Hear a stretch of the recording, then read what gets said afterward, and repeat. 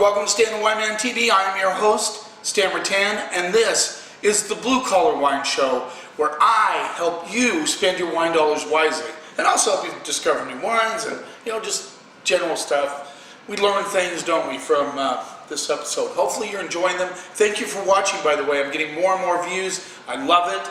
I've got more subscribers. I love it.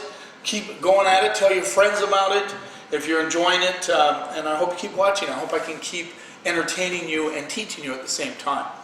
We're going to do a most interesting wine called Sangrantino. Now, how many of you out there have tried a Sangrantino? What's a Sangrantino? Well, it's a good question. It emanates from Umbria, Italy. Montefalco is a town in Umbria, and that's on the east side of the Umbria region. Umbria is landlocked, so they don't have any necessarily, they have a lot of different types of climates within Umbria. They have higher elevation climates, but Montefalco is actually east. It's a little Mediterranean climate. They have chalky limestone soils there, so Sangrantino really loves that. Sangrantino is a thick-skinned grape, very much like a Cabernet Sauvignon. Has big tannins, so it has ageability, and those. But the tannins tend to be on the sweeter side, not on the bitter side. So some of these Sagrantinos can be drunk a little younger. A guy named Marco Capre actually kind of catapulted Sangrantino onto the world scene, and he made the first dry red wine from Sangrantino. They have a dessert wine called Pasito. Very hard to get your hands on. I've never tasted a Pasito, and it's a sweet red made from Sangrantino. But Marco Capre made dry red wines. They became quite popular, and now in Umbria they have over 1,235 acres planted to Sangrantino, with more acreage. Could be even now more. I read that out of a recent wine book, and that book might be outdated even now. So they're planting more and more of the Sangrantino. And not necessarily the easiest one to get. I mean, I started searching for Sagrantinos, and very few of my suppliers have one in their book. So it's still, I'm sure there's a lot more on the East Coast. They get a lot more of the wines than we do here up in the Pacific Northwest. But I'm glad I was able to get my hands on some.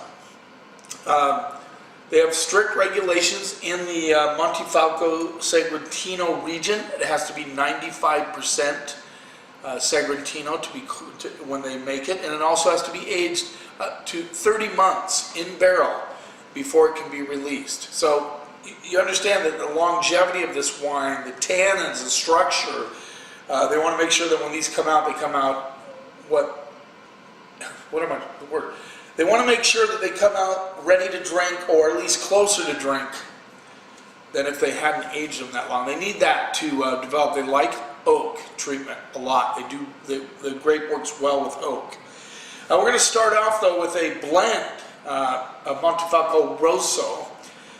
This is a blend of Sangrantino, Merlot, and Sangiovese, and it rolls in at $20. It's the Montefalco Rosso from Scacciadiavoli. Scacciadiavoli is how they say that. I hope I'm saying that right. Scacciadiavoli is 2015. Rolls in at $20. There you go. So these Montefalco Rossos don't have that strict regulation on them because they're not actually called Montefalco Sagrantinos. The brain's not working like it should be today for some reason. I don't know what's going on.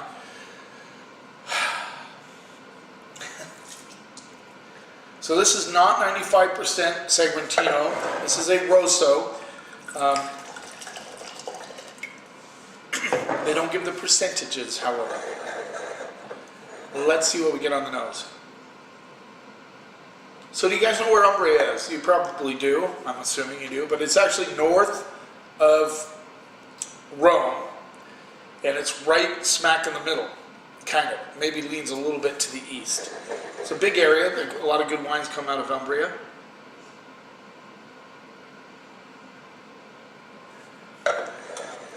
alcohol burn. It's kind of curious. Almost like a kind of savory on the nose. I get some herbal components coming through. Definitely like a forest floor with a lot of bark on it. Almost meaty. I get a little bit of currant action coming through, but you know, not a lot. Very earthy on the nose. I mean, it's like you're walking through a forest and somebody smashed a few currants down and you can barely get a whiff of them. That's kind of what I'm getting. Let's see what we get on the palate. I almost jumped the gun there.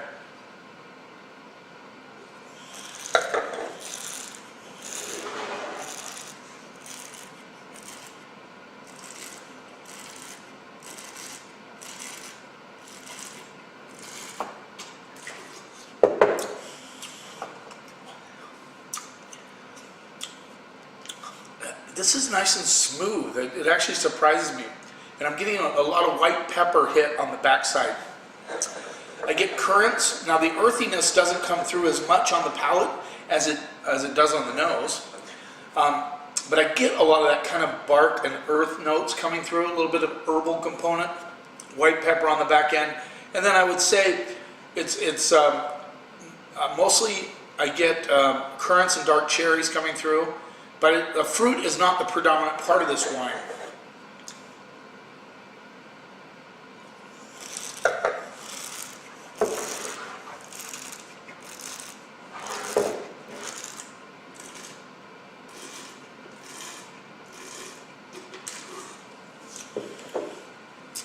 Yeah, the fruit wants it. It's like, here it comes, here it comes, here it comes. I like this wine. I like it a lot. It's got tobacco, a little bit of leather on the back end. It's nice and earthy, but it has enough fruit to keep most palates would really like this. I could see having this with hamburgers, with a steak, with anything. In fact, we're having steak tonight. I might throw that in the mix because there's a little bit of minerality coming through.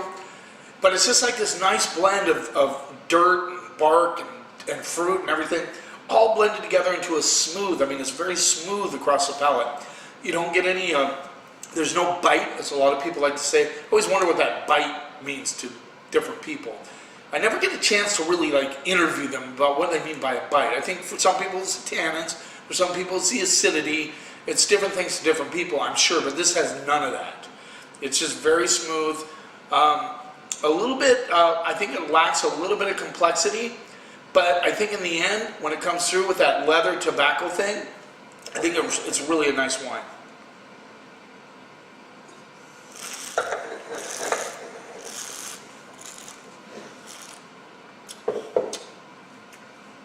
There's even a little bit of a cranberry action underneath. So you feel a little bit of acidity underneath, but it's hardly anything at all. I like this wine a lot. For 20 bucks, it'd be just a really nice table wine. I'm gonna go B minus. I think it's a really good wine. I think it's above average by far. Yeah, I'm gonna go B minus. I like it. Let's move on. The 2010 Colpatrone Montefalco Sangrantino, and that is the actual name of the appellation, or DOCG, in Italy. And this 2010, $20. So same as the Rosso. I'm very curious about this one. I've never tried it before. So this is at least 95% Sangrantino. Hopefully it's how to spell that. They spell it Sangrantino, Sangrantino. The wine world is so cool. There's so many wines out there that, you know, I remember I tried a Sangrantino. I think it was about 5 years ago, and I never tried one before. I was just blown away. And yet, you know, no matter how long you're in the wine world, someone will come up with some weird grape that you've never heard of, and you try it, and you're going, wow, this is really good. I brought one into the store. I'm going to have a hard time selling it. It's going to be all hand sold, but boy, that baby is a good bottle of wine. I'm trying to remember what it was. Doesn't matter. We won't go there right now. But there are so many great things in the wine world, so many cool things, and they're not mysterious. You just have to be willing to stretch out a little bit and try new things. That's all, you know. We had a really nice little Mourvedre tasting at the house last night. I might be a little bit hungover. I don't know. I don't really get hangovers, but we had a good time. Tried 6 different Mourvedres, and maybe you guys have not tried a Mourvedre, or at least you didn't know it, because a lot of time Côte du Rhône has Mourvedre in it.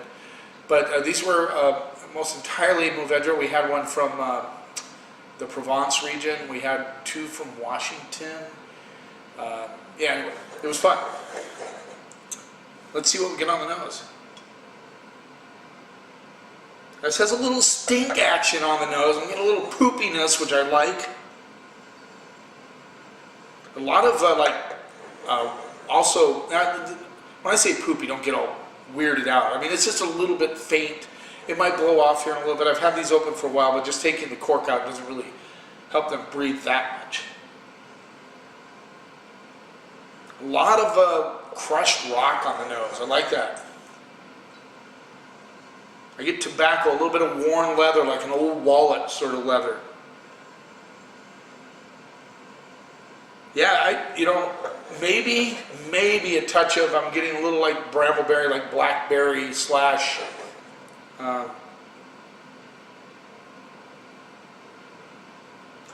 yeah, mostly blackberry, a little boysenberry, blackberry, the action going on.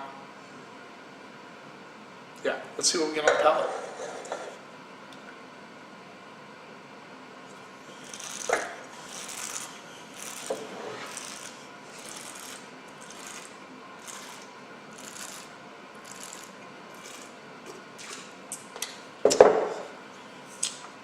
Wow. Wow, guys. If you haven't tried a Sangrantino, I'm going to bring this one in the store. I don't have it there now. But this is going up on Tuesday. I think it's episode 346, I believe. I got to look, You didn't want to know the episode? I mean, does that matter to you? I think it's kind of cool when I tell people I've done 345 episodes, they go, wow, that's a lot. I've been doing it for a while, so it doesn't seem like a lot to me. Anyway, this is a fabulous wine. I mean, if you try a Sangrantino for the first time, yeah, you've got to try this. You can do whatever you want. Go online, find it, come down to the store if you're one of my homies, as I like to say. But this is, amazing.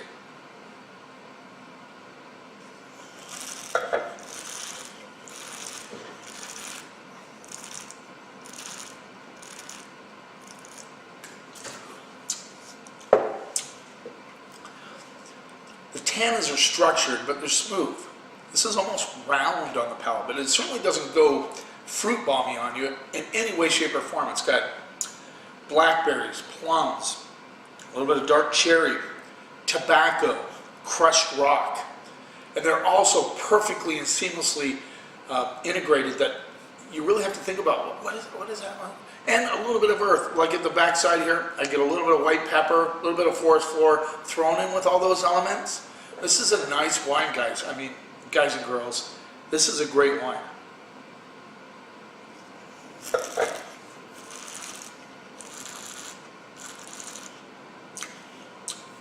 A little meaty on the backside. That tobacco really takes over on the back end. Yeah, I can really feel that.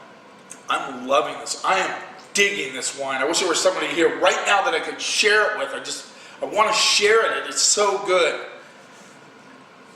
That's amazing. That is amazing. What can I say? I'm gonna go straight up A. I'm curious about the alcohol. It's getting a little bit of heat on the backside. 14.5, so yeah, a little bit of heat. Remember, they're thick-skinned grapes, so they can ripen on the vine just a little bit longer. They have that Mediterranean influence. This has a lot going on. A lot going on. I'm still tasting it. I am still tasting this wine. That tobacco and blackberry is really hanging on. I like this wine a lot.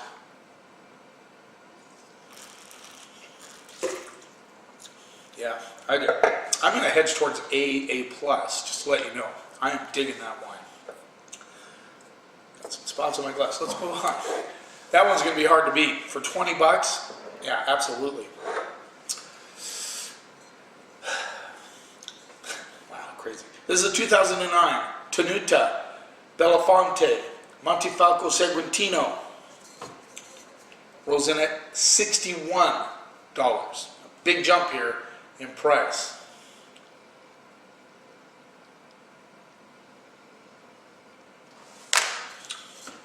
Give it a little rinse. I'm excited about that wine. I really am. If you can get your hands on some of that, I don't care where you're from watching this, you need to get your hands on some of that wine, because it is really good. It is really good. And it'll age easily 5 to 10 years. Easily. It's got the structure, the balance, it's crazy. Crazy good. Let's go on to the next one. $61. Let's see what we get on the nose. I'm really curious about this one.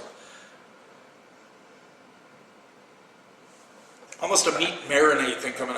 You know, like you're marinating a flank steak, like one of those little pans, and you stick your nose down there. Very dusty. Has a real mineral component coming through on the nose. A little bit of cherry, blackberry, maybe blueberry coming through. It reminds me of one of those kind of brambleberry type juices, you know, where they mix all the different berries, blackberries, different bramble type berries, all in there. That's what it tastes. That's what it smells like to me. A bit of tobacco coming through. I'm also getting a little burn on the nose here. 15% alcohol. We're getting up in the Zinfandel category, boys and girls. Let's see what we get on the palate.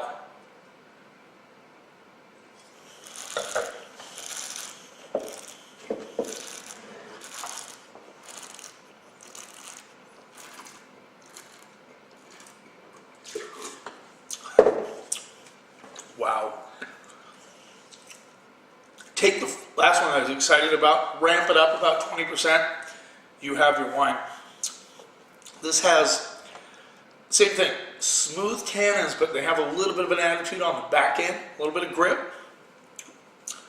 Very powerful fruit notes of blackberries, cherries. I get a little bit of licorice, and there's tobacco underneath, and there's all those things going on with this wine. I'm serious. If you haven't tried a Sangrantino yet, you need to do it. I fell in love with them when I first tried them.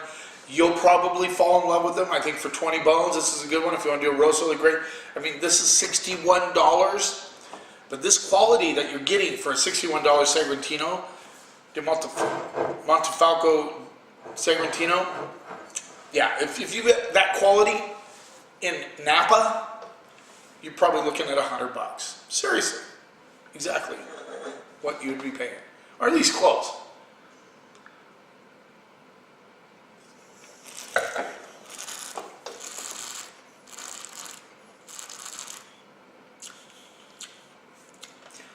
It's just like, almost like liquefied leather, cherries, blackberries, a little bit of licorice, a lot of tobacco, nice grip on the back end. I'm going to have all these with the steak. I'm just blown away. I am blown away. Now, $61 is not cheap. I will be the first to say that. For some people, especially on this island, it's cheap. But for me, it's not cheap, but it's worth it. I mean, if you want to buy one of these, stash it away for 8, 9 years, and then pull it out. Even if you drank it now, it's an impressive wine. I think it'd be kind of fun, you know, if you had a nice little group of people, some of your friends over, and you really wanted to say, "How we're going to do something different. We're having a meat dish or something like that." Pull out a bottle of the Sangrantino. Don't tell them what it is. They'd be blown away. I gotta go. I gotta go A+ on that one as well. It's just a great bottle of wine. You know, QPR is a lot, quality to price ratio, but I think this definitely has more going on than that. But this is very, very good, and this is very, very, very good. Well, how else can I put it? Thanks for taking a little bit of time out of your day and watching this. I hope you learned something about Sangrantino. I hope I've encouraged you to stretch out your palate horizons. You keep watching, and I'll keep helping you spend your wine dollars wisely.